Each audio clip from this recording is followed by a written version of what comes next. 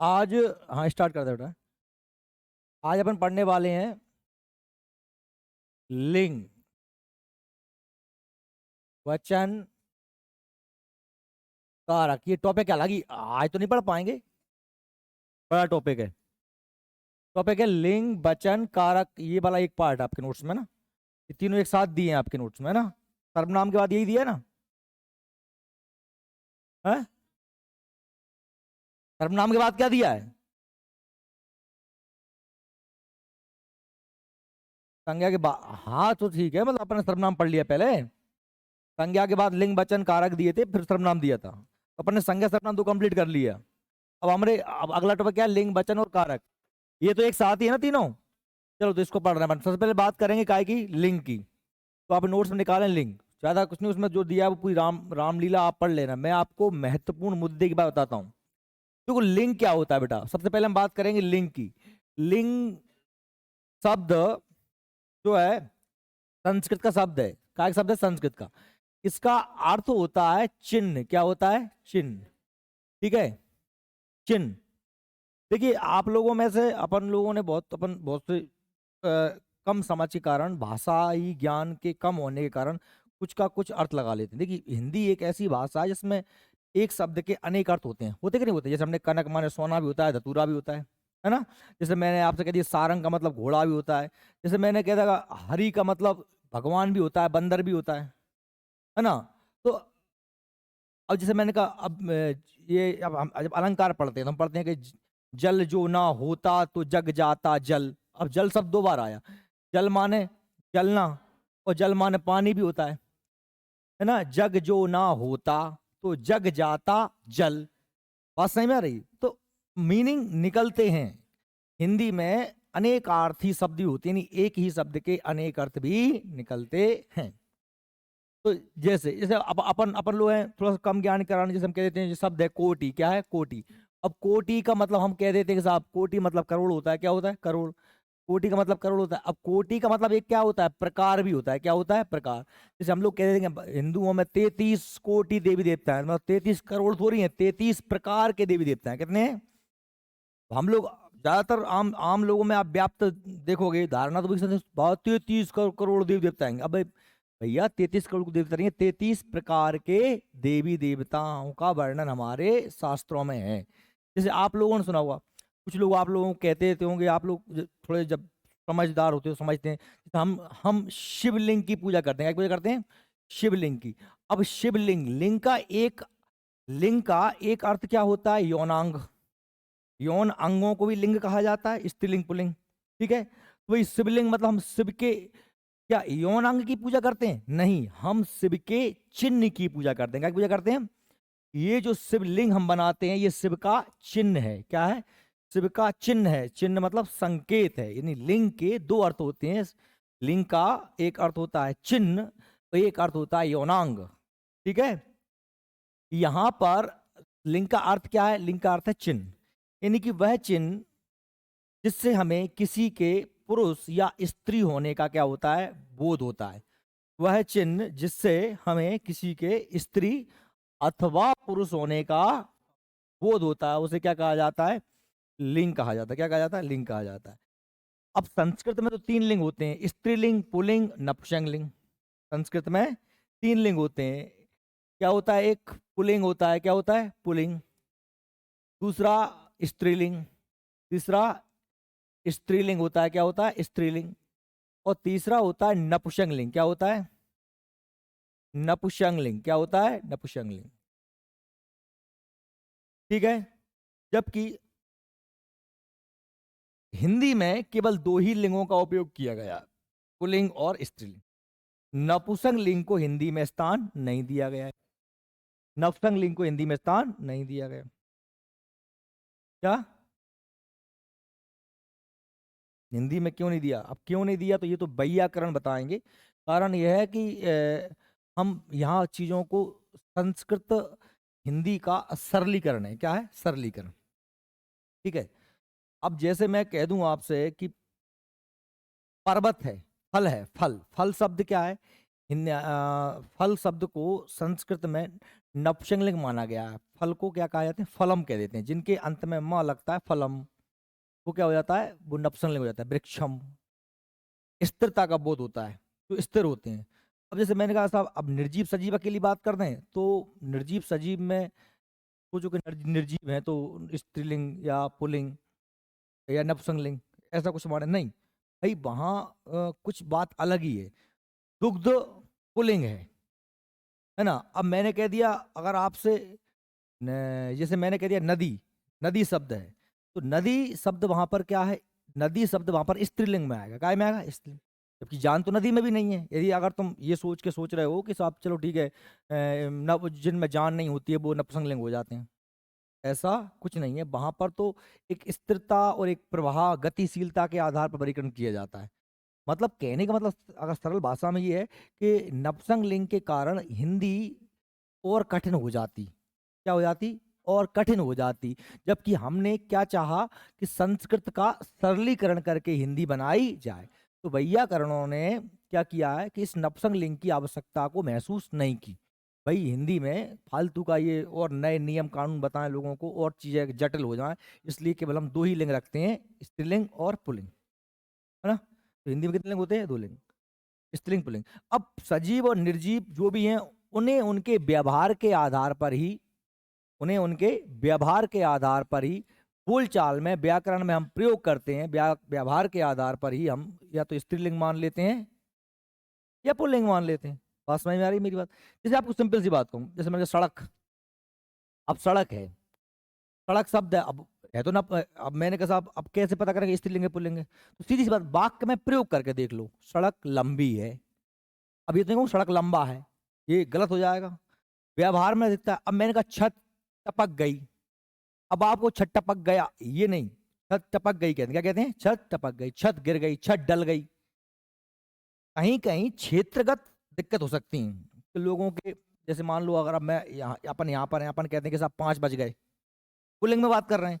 अगर आप चले जाओ बीनागंज चाचौड़ा तरफ, तो वो लोग बोलते हैं 5 बज गई, 12 बज गई, 1 बज गई। तो वो उनकी क्षेत्रगत दिक्कत है, वो क्षेत्रीय प्रभाव है, ना कि व्याकरण। व्याकरण में तो स्पष्ट व्याख्या है जो शब्द। अब देखो, वैसे अगर आप तुम अभी ये कहोगे साहब आपकी पहचान क्या है, तो इसके लिए कोई विशेष पहचान नहीं है। जैसे मैं आपसे कह दूं कि सामान्यतः स्त्रीलिंग शब्द जो होते हैं उनके अंत में बड़ा आता है। क्या आता है? रीना, गीता, अनीता, सीता, है ना, राधा, लता, अनेकों नाम क्या आते हैं? बड़ा आता है। या फिर क्या आती है? बड़ी ई आती है। रानी, सुहानी, कामनी, जामनी, भामनी, ढिकानी, फलानी। तब क्या हो गए? अब ये बात हो गई एक तो। लेकिन अब अगर मैं कह दूं कि साहब चलो ठीक है ये आता है, ये नियम मान लिया मैंने, और मैं सब में अब मैं यही लेके लेके फिरूं सब में, तो बड़ा आता है, बड़ी आती है, और भैया आ गई सोनम, वो आ गई, तो जाना तो नियम खराब कर दो, फिर जाके आखिरी में आ गओ, अब करोगे। इसलिए हम ऐसे नियम बताते ही नहीं है कि जिनसे आदमी पचड़े में पड़े। आप तो सीधी सी बात यह है कि व्यवहार में अलग दिखता है ना, कि भाई ये जो है स्त्रीलिंग है, ये फिर पुल्लिंग।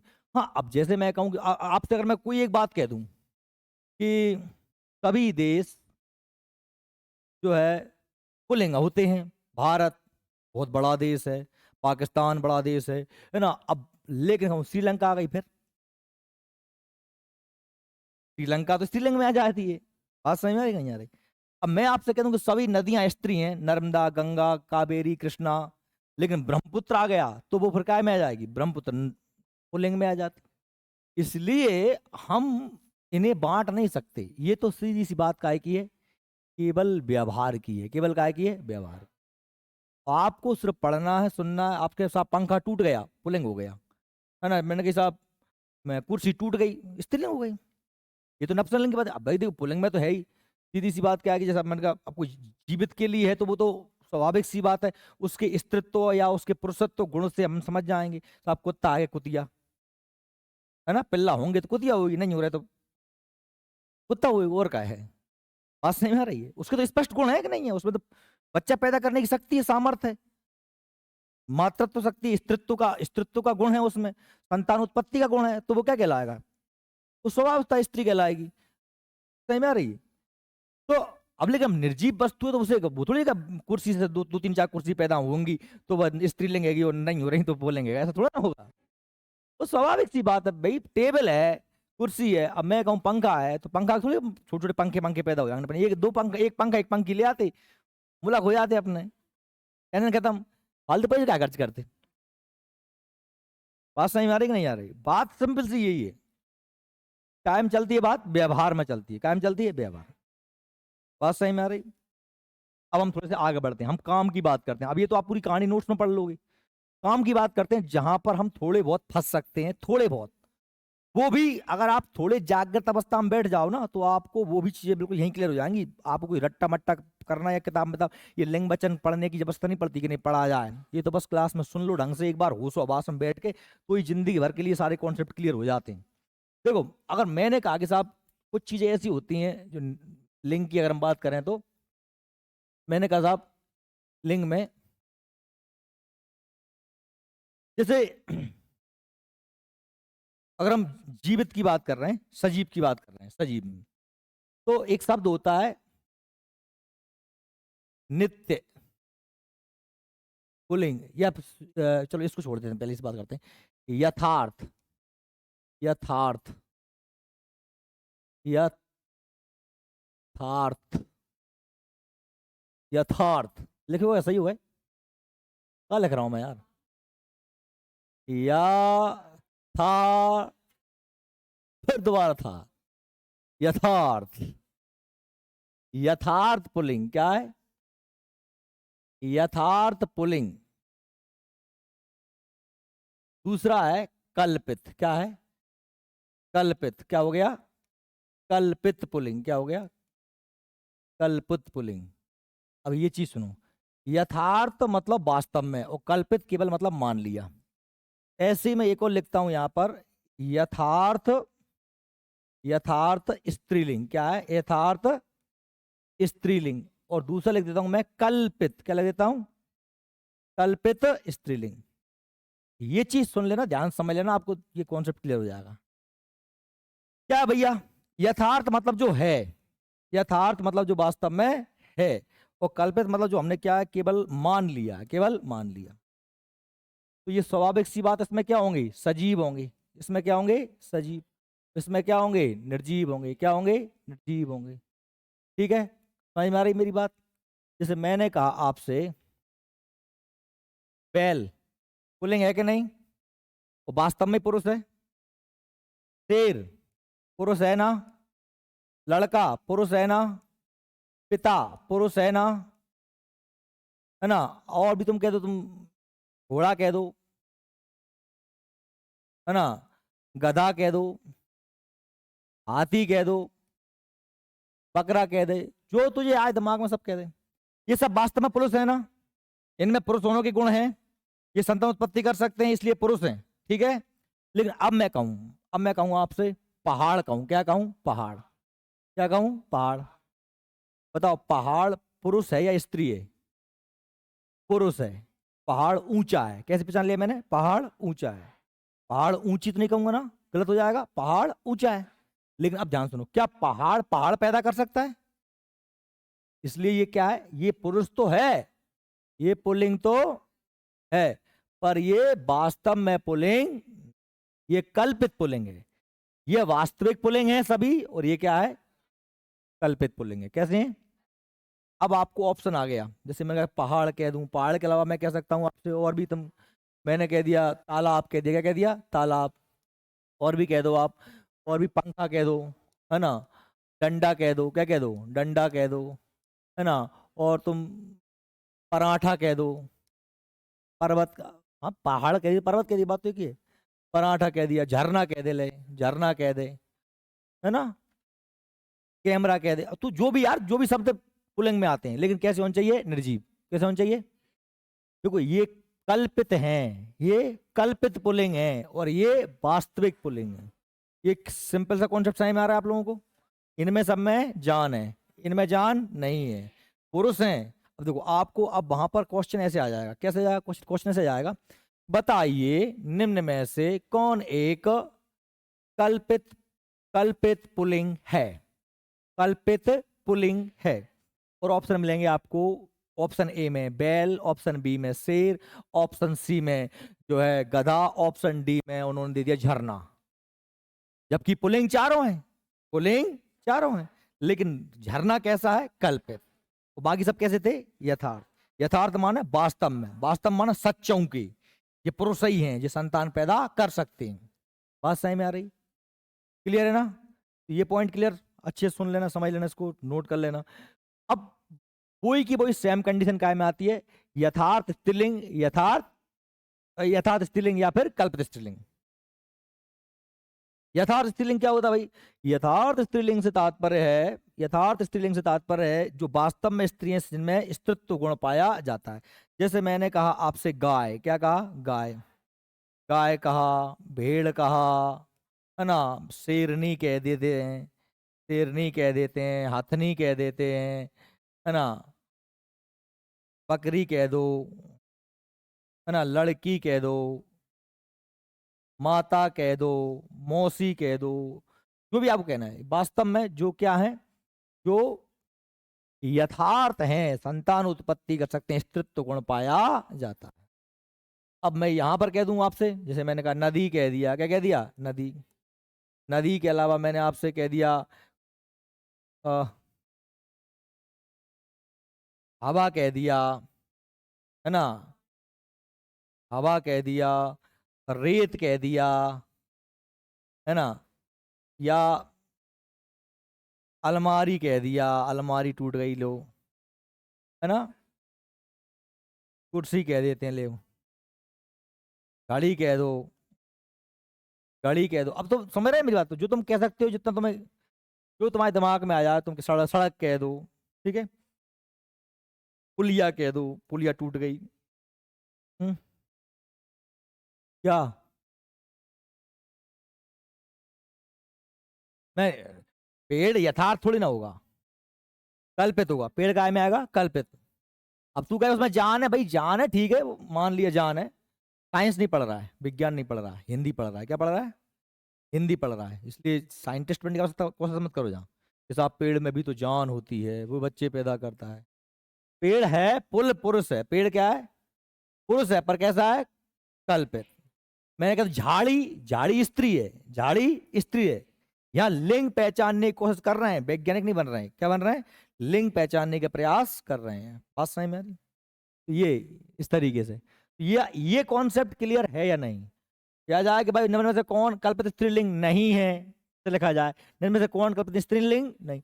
एक और बड़ी दिक्कत होती है बच्चों के साथ, क्या करते हैं कि वो पढ़ते ही नहीं है आगे वाला, निम्न में से कौन कल्पित स्त्रीलिंग, इतना ही पढ़ के आंसर लगा दूं, ये देखते नहीं कि पीछे नहीं है भी लिखा था। क्या लिखा था, नहीं है। उनने सुनो, ऑप्शन आया कि निम्न में से, प्रश्न कैसे आया, निम्न में से, उन्होंने कहा साहब निम्न में से कौन कल्पित, कल्पित स्त्रीलिंग, स्त्रीलिंग नहीं है, ये लिखा था क्वेश्चन, नहीं है, ठीक।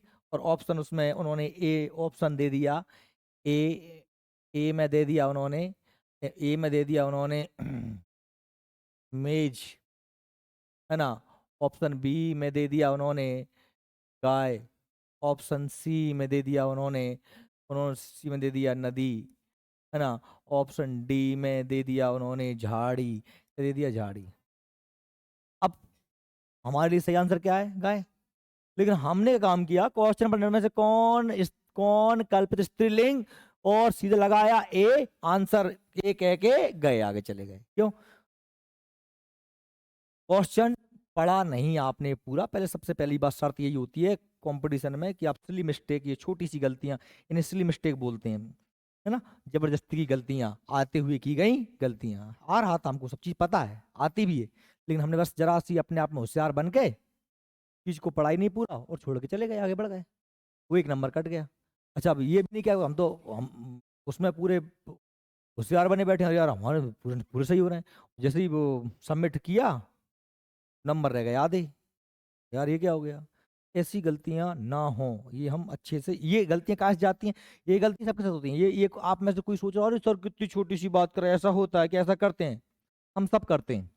अब जब भी क्वेश्चन लगा के बैठेंगे तो आप देखना अपने आप में कि आप ऐसे 2-4 क्वेश्चन गलत करते हैं जो आपको बहुत अच्छी तरीके से आते थे, फिर भी आपने उन क्वेश्चनों को गलत किया है, फिर भी उन प्रश्नों क्या किया आपने, गलत किया है।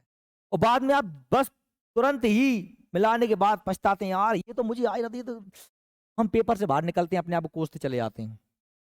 अब क्या किया जाए कि ये गलतियां ना हो, क्या किया जाए, उसकी एक ही चीज है, प्रैक्टिस। प्रैक्टिस करो, क्वेश्चन लगाओ, क्वेश्चन लगाओ, मिलाओ आंसर, गलती कहाँ हो रही है सही करो, फिर क्वेश्चन लगाओ। और ये प्रक्रिया सतत चलनी चाहिए, निरंतर चलनी चाहिए। इस प्रक्रिया में किसी प्रकार का अवरोध नहीं होना चाहिए। अगर रुकावट हुई, आपने प्रैक्टिस बंद की, तो आप समझ लो वही की वही बात होगी जो लगातार अभी तक हो रही है, उसमें कुछ सुधार तो होगा नहीं। बात समझ पा रहे हो मेरी, मैं क्या कह रहा हूँ? ये छोटी छोटी गलतियां प्रैक्टिस मांगती हैं। और प्रैक्टिस हम क्यों नहीं करते? क्योंकि प्रैक्टिस में लगती है मेहनत, परिश्रम। और हम अभी तक, आज तक कुछ नहीं है, उसके पीछे एक ही कारण है कि हम मेहनत से, परिश्रम से अपने आप को बचाना चाह रहे हैं। हम अपने आप को बचाते हैं, हम आलसीपना मारते हैं, हम मक्कारी मारते हैं और हुक के मारते हैं, बार बार मारते हैं, खुद को समझाते हैं, फिर मारते हैं, मारते ही रहते हैं लगातार। इसीलिए हम पीछे हैं, सिलेक्शन हमारा अभी तक नहीं हुआ या नहीं हो पा रहा है, या हम चीज़ों को नहीं सीख पा रहे। सुधारो, आलस करना छोड़ दो और अपनी परिश्रम मेहनत को लगातार करो। ये शब्द नहीं होने चाहिए, ये अंदर जाने चाहिए, और इन्हें इन पे आप व्यवहार में लेके आओ। इम्प्लीमेंट बोलते हैं ना, क्या बोलते हैं, इम्प्लीमेंट बोलते हैं ना, इम्प्लीमेंट। इम्प्रूवमेंट नहीं हो, इम्प्रूवमेंट तो माना विकास होता है,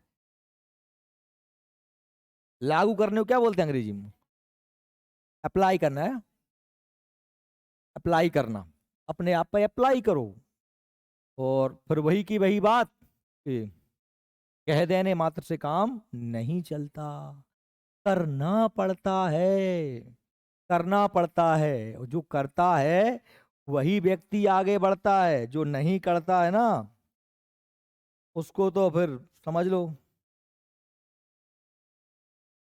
कुछ होना ही नहीं है उनका, तो भगवान ही मालिक है। ये कॉन्सेप्ट क्लियर है?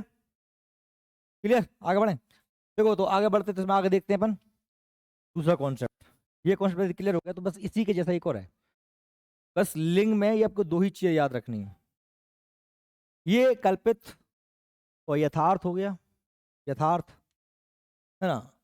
अगला है नित्य या सदैव, है ना, सदैव शब्द। अब इसमें हम दो चीजें जोड़ते हैं, नित्य पुल्लिंग, नित्य पुल्लिंग, और नित्य स्त्रीलिंग, और स्त्रीलिंग। देखो दो शब्द हैं, ध्यान समझना। नित्य का मतलब होता है सदैव या फिर हमेशा, क्या होता है, हमेशा।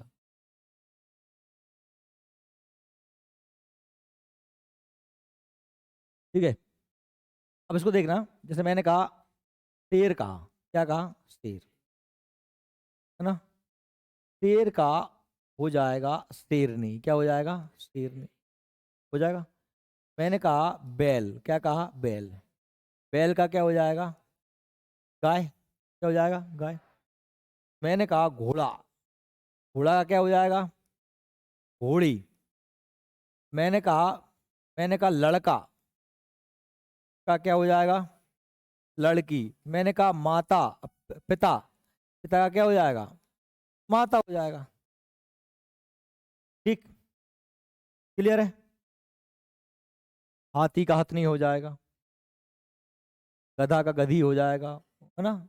ये लेकिन अगर मैं कहूं कि बेटा उल्लू का कर, क्या कर, उल्लू का, उल्लू का करो, उल्ली हो जाएगा क्या? ऐसे शब्द होते हैं, इनके आगे क्या लगाते हैं, नर या मादा। क्या लगाते हैं, नर उल्लू, मादा उल्लू, ये लगाते हैं, नर उल्लू, मादा उल्लू, यही लगाते हैं। अब ये तो अब उसके करीब जाके मालूम चलेगा, जांच परख करके कि नर है कि मादा है। अगर वहां बैठा है कोई पेड़ पे, तो वो भले ही उल्लन बैठी हो, और हम उसे क्या कहेंगे, उल्लू ही कहेंगे। क्या कहेंगे? तो नर हो या मादा, क्या कहेंगे उसे? वो उल्लू शब्द कैसा है? पुल्लिंग है। उल्लू बैठा है, भले उल्लन हो वो, हम क्या कहेंगे? ध्यान से सुनो, उल्लू बैठा है। क्या बैठा है? उल्लू। तो उल्लू शब्द वास्तव में पुल्लिंग है। क्या है? पुल्लिंग। उल्लू शब्द क्या है? पुल्लिंग है। और कैसा पुल्लिंग है? कैसा पुल्लिंग है?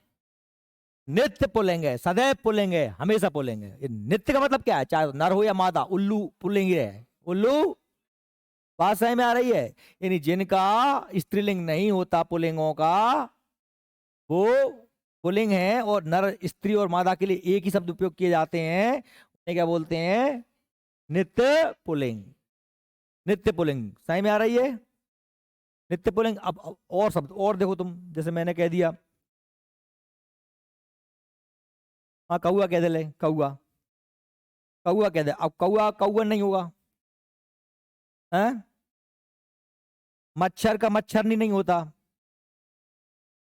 मच्छर। मगर नहीं होता, मगर, मगर का मगर नहीं होता, मगर। तोता का तो मैना हो जाता है। मेढक का, मेढक का मेढकी हो जाता है। बिच्छू, बिच्छू, बिच्छू का बिच्छू नहीं होता, बिच्छू अपने आप में भी रहेगा, बिच्छुआ नहीं होता, बिच्छू। बात सही में आ रही? कछुआ, क्या हो जाएगा? कछुआ। कछुआ का, अब ये, अब चीज इसको हम यही ब्राम दे देते हैं। क्या देते हैं? ब्राम। क्योंकि आप समझ गए ना मैं क्या कहना चाह रहा हूं। ये नहीं, ये सभी क्या कहलाएंगे? नित्य पुल्लिंग। क्या कहलाएंगे? नित्य पुल्लिंग या फिर सदैव पुल्लिंग। अब आपको ऑप्शन आ गया, सुना, बड़ा अटपटा सा लगेगा फिर क्वेश्चन, यार ये कैसा क्वेश्चन? क्वेश्चन है कि नित्य पुल्लिंग शब्द है, निम्न में से नित्य पुल्लिंग शब्द है। नित्य पुल्लिंग है, बस इतना है, निम्न में से नित्य पुल्लिंग है अथवा नहीं है, जो भी है आ गया। और ऑप्शन ए में आ जाता है शेर, ऑप्शन बी में बैल, ऑप्शन सी में आ देते हैं कौआ, ऑप्शन जा में डी में आ जाता है घोड़ा। तो अब देखो, शेर बैल कौआ घोड़ा, ऑप्शन चारों पुल्लिंग है। शेर बैल कौआ, शेर बैल कौआ। और प्रश्न क्या है? नित्य पुल्लिंग है, नित्य पुल्लिंग है। अब मत बोलना कोई, तू बता, तू क्या नाम, तू नया लगा बैठा ये कौआ। क्यों? कौआ का कौवन नहीं होगा, इसलिए कौआ क्या है? नित्य है। बात समझ में आ रही है मेरी आपको? कौआ क्या हो गया? नित्य पुल्लिंग हो गया। तो आपको ऐसे ऑप्शन आएंगे तो ही आप, बाकी तो आपसे पुल्लिंग कह दें, वो कह दें भाई पुल्लिंग बनाओ या पुल्लिंग पहचानो, स्त्रीलिंग पहचानो, तो ये तो चीजें बिल्कुल सड़ी सड़ाई चीजें हैं, ये तो आप कर ही लोगे, है ना? इसमें कोई दिक्कत नहीं। लड़का का लड़की होता है, माता की, अभी मैं आपसे कहूँ कि साहब लड़का का लड़की होता है, या फिर मौसा का मौसी होता है, या मामा का मामी होता है, ये चीजें थोड़ी पढ़ाने वाली चीजें हैं क्या कि साहब कि इसको इसमें बदलो? तो खुद ही कर लोगे आप लोग, नहीं कर लोगे? पत्ता का पत्ती कर लोगे, नहीं कर लोगे? डंडा का डंडी कर दोगे, लोटा का लोटिया कर दोगे, निर्जीव सजीव सब कर लोगे, खाट का खटिया कर दोगे। अरे बस समझ में, स्त्रीलिंग में अब ईया लगा के बना दो सामान्यता, है ना? तो या कुछ भी, तो स्त्रीलिंग। अब ये तो क्या हुआ है? पुल्लिंग हुआ है, नित्य पुल्लिंग। ऐसे कुछ नित्य स्त्रीलिंग भी होती हैं। क्या होती है? नित्य स्त्रीलिंग। जैसे मैंने कह दिया कि साहब ये छिपकली चेंटी है। क्या है? छिपकली। अब वो छिपकली है, चाहे वो हो सकता है छिपकला हो, फिर मुझे क्या पता, वो वास्तव में छिपकला भी होगा तब भी उसे छिपकली ही कहा जाएगा। क्या कहा जाएगा? छिपकली। क्या कहा जाएगा? बात समझ में आ रही है? क्योंकि वो नित्य पुल्लिंग है। नर छिपकली, माँ छिपकली सामान्यता व्यवहार में उपयोग नहीं करते। किताबों में लिखना है, साइंटिफिक रीजन है, कोई साइंस माइंस पढ़ा रहे हो, वो बस बता रहे हो तो अलग विषय। बाकी तो अगर दीवार पे चिपका है तो क्या है? नर छिपकली, मादा छिपकली। लेकिन हम कह देंगे बस छिपकली चेंटी है, हमें नहीं पता वो नर है मादा है। तो छिपकली, सब छिपकली चेंटी है, छिपकली चेंटा थोड़ी कहूंगा, यानी छिपकली चेंटी है तो स्त्रीलिंग। अब वो जो भी हो, नर या मादा, उससे कोई फर्क नहीं पड़ता, इसलिए क्या हो जाएगा? नित्य स्त्रीलिंग। और भी शब्द आप कह सकते हो, जैसे जैसे मछली कह दो। क्या कह दो? अब मछली का मछला नहीं होता, मकड़ी कह दो। नहीं, मकड़ी का मकड़ा नहीं कहते, वैसे मकड़ी हो जाता है ना? कोयल, अब जो कोयल है ना, कोयल बैठी है, कोयल गा रही है, अब पुरुष तो का कोयला कह देंगे उसको? नहीं कहेंगे। कोयल का कोयला थोड़ी ना होगा, कोयल कोयल रहेगी, चाहे वो नार। मोर का तो मोर, मोर नहीं करे। हिरण का हिरनी हो जाता है? तितली का तितला नहीं होता, तितली जा, तितली, तितली। हाँ इल्ली, इल्ली कर दे। और बोल। चलो अब जितना होशियार बन रहा है ना, अपने आप पे लिखो, लिख लो। मैं जो कॉन्सेप्ट समझा रहा था वो समझ में आ गया ना? महत्वपूर्ण बात यही थी। ये सभी क्या है? नित्य स्त्रीलिंग। ये सभी क्या है? नित्य। क्लियर है? नित्य स्त्रीलिंग, नित्य पुल्लिंग समझ गए?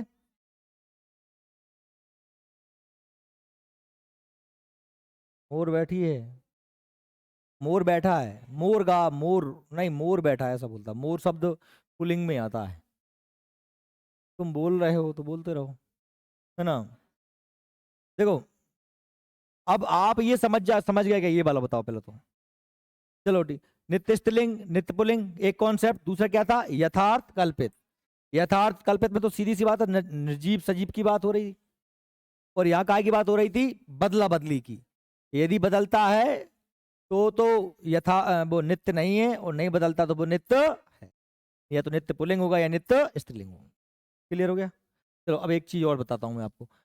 अब ये बस हमारा मेन कॉन्सेप्ट तो यही था, ये क्लियर हो गया। बाकी अब आपके नोट्स में क्या रामलीला लिख रही है वो आप पढ़ लेना, आपकी समझ के लिए। बाकी कोई तो जैसे मैंने कहा, सामान्यतः हम बड़ा आ लगा के बना देते हैं। जैसे कभी आपसे पूछें, यस आ जाता है कि बस चलिए सूर्य का स्त्रीलिंग क्या होगा? क्या हो जाएगा? सूर्या। क्या हो जाएगा?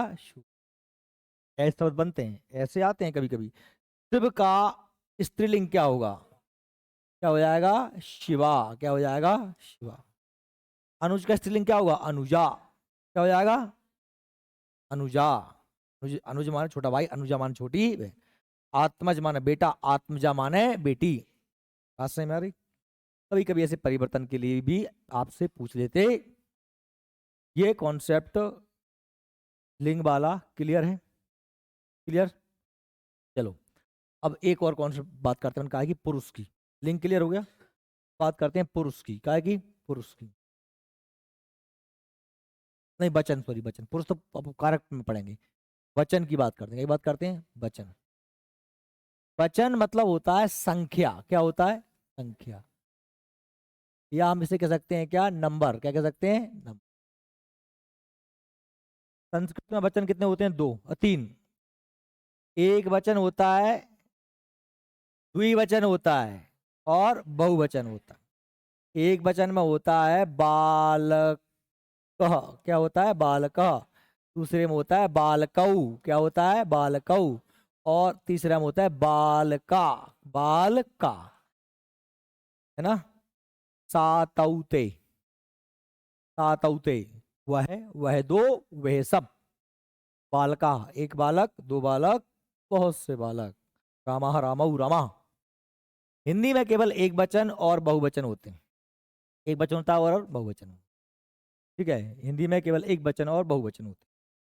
तो जो एक वचन बहुवचन है, उन्हें कैसे पहचानते हैं भाई? क्या पहचानना? इसमें भी फालतू की बात है। मैं कहता हूँ साहब के लड़का को बहुवचन बनाओ तो लड़के ए लगा देते हैं। ऐसे काय काम लगाओगे? लड़की तो लड़कियों में यहाँ लगा देते हैं, लड़कियाँ। फालतू की बात। खुद से कर लोगे ना, कोई दिक्कत होगी? कुर्सी, कुर्सियाँ। पंखा, है ना? मम्मी, मम्मियाँ, मम्मियों। पापा, पापाएं, पापों। छत, छतें। सड़क, सड़कें। नदी, नदियाँ। पहाड़, पहाड़ों। हाँ, कर पाओगे? कोई दिक्कत है क्या वचन में?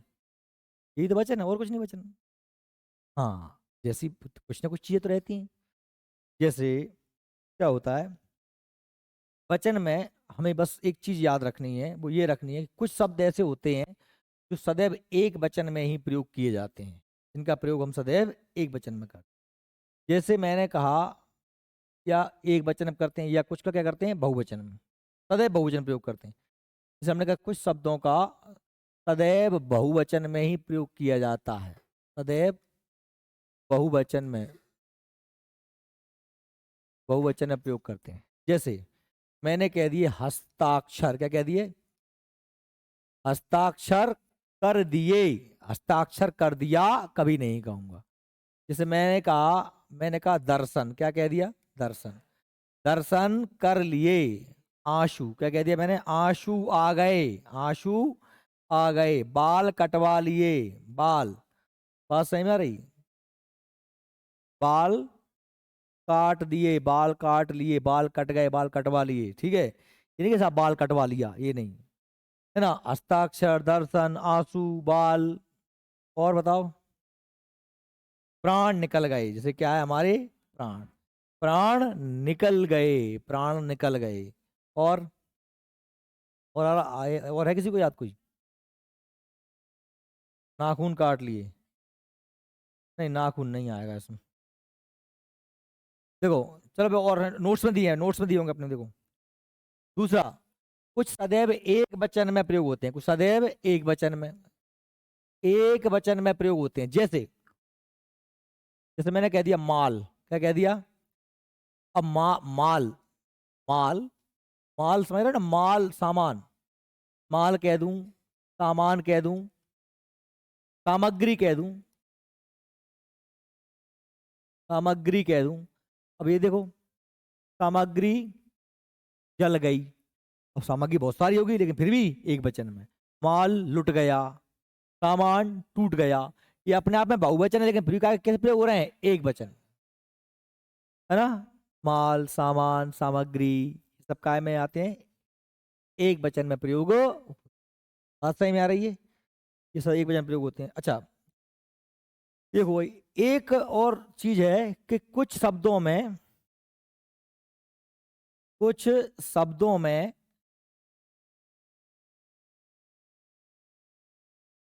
एक वचन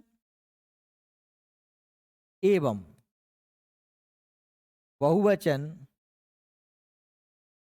का एक ही रूप चलता है, एक ही रूप प्रयोग किया जाता है, प्रयोग किया जाता है। देखो जैसे मैंने कहा कि लड़का शब्द था, लड़का था, इसका मैंने बहुवचन बदलूं, क्या हो जाएगा? लड़के, क्या हो जाएगा? लड़के। जैसे मैं कहूं आपको, मैं एक सेंटेंस लिखता हूं कि लड़का, लड़का खेल रहा है, क्या कह रहा हूं मैं? लड़का खेल रहा है, खेल रहा है। अब अगर बहुत सारे हैं तो क्या कहूंगा? लड़के खेल रहे हैं, ठीक। ये खेल रहे हैं, खेल रहे हैं, ये हो गया सेंटेंस। अगर मैं ये कह दूं कि हाथी आ रहा है, आ रहा है, और यदि बहुत सारे हैं, हाथी आ रहे, बताओ हाथी का रूप बदला क्या? देखो लड़का का क्या हो गया था, लेकिन हाथी का हाथी रहा ना। बात समझ में आ रही है? यानी एक वचन में जैसे रूप चल रहा है वैसा ही रूप चल रहा है बहुवचन में। ये नहीं कह रहा मैं कि हाथी का हाथियों नहीं होता, हाथियों ने बहुत उत्पात मचा रखा, लेकिन हाथी शब्द का, साधु शब्द का, साधु शब्द, काका, मामा, नाना, चाचा, है ना, डाकू, है ना, डाकू, ये शब्द जो हैं, ये देखो, मैंने कहा साहब डाकू आ रहा है, डाकू आ रहे हैं, है ना। जैसे मैंने कह दिया साहब साधु, साधु बैठा है, साधु बैठे हैं, साधु बैठा है, साधु बैठे हैं। साधु का साधु हाँ, ये ध्यान रखना, ये मत समझना कि इनका रूप नहीं बदलता, रूप तो बदल सकता है, लेकिन मैं कह रहा हूं कि कुछ शब्द ऐसे भी होते हैं जिनका बहुवचन और एक वचन में एक ही रूप चल जाता। पर साधु का बहुवचन क्या होगा? साधुओं। डाकू का डाकुओं। मैं ये नहीं कह रहा कि नहीं होता है, जैसे इसमें मैंने कहा दर्शन है, दर्शन का बहुवचन क्या होता है? दर्शन का बहुवचन दर्शन ही होता है। आंसू क्या? आंसुओं हो जाएगा, क्या हो जाएगा? आंसू। ये हमेशा बहुवचन में ही प्रयोग होंगे, ये हमेशा एक वचन में ही प्रयोग होंगे, ये बहुवचन में एक वचन में प्रयोग, ये अलग मैटर है। ये हमेशा बहुवचन में, ये हमेशा एक वचन। लेकिन ये शब्द कुछ ऐसे हैं जो मैंने कहा, साधु, काका, मामा, नाना, चाचा, डाकू, हाथी, ये शब्द ऐसे हैं जिनका एक वचन और बहुवचन का रूप समान ही चलता। बात सही में आई आपको मेरी? अब आप देखो नोट्स में कुछ है, बताइए नोट्स दिए मुझे। कारक नहीं, कारक हो पाते हैं, कारक बड़ी चीज है, कारक में टाइम लगेगा। अब ये आपका सिर्फ, ये तो सिर्फ इसलिए कि लिंग वचन में लिखूं क्या, इसलिए आपका मन भरने के लिए लिख दिया गया कि साहब धातुओं के नाम, नक्षत्र के नाम, फलाने नाम, ढक में ढम के नाम पुल्लिंग में आते हैं, स्त्रीलिंग में आते हैं। वचन हम देखो, वचन के भेद, एक वचन बहुवचन, कोई दिक्कत नहीं है। अब आप जो, जैसे मैंने कहा दादाजी आ रहे हैं, अब दादाजी भले ये कहेंगे, तब भी हम आ रहे हैं कह देते हैं, सम्मान के लिए, क्या के लिए? क्योंकि अगर मैं कहूँगा दादाजी आ रहा हो तो अच्छा नहीं लगेगा वो। अब मैंने कहा पापा जी आ रहे हैं, पापा जी एक ही है, 5-6 पापा जी नहीं है, पापा जी एक ही है, लेकिन पापा जी सम्मान के लिए कि पापा जी आ रहे हैं, पापा जी बैठे हैं, इसका मतलब 5-6 पापा जी नहीं बैठे, कि प्रिंसिपल ऑफिस में बैठा है, अच्छा रहेगा, प्रिंसिपल सर ऑफिस में बैठे हैं। एक वचन के लिए बैठा होता है, लेकिन बहुवचन के लिए बैठे होता है। लेकिन या कभी कभी आदर सूचक के लिए क्या लगाते हैं अपन? बात सही में, राम जी का मंदिर बन रहा है तो राम जी आ रहे हैं, इस तरीके से।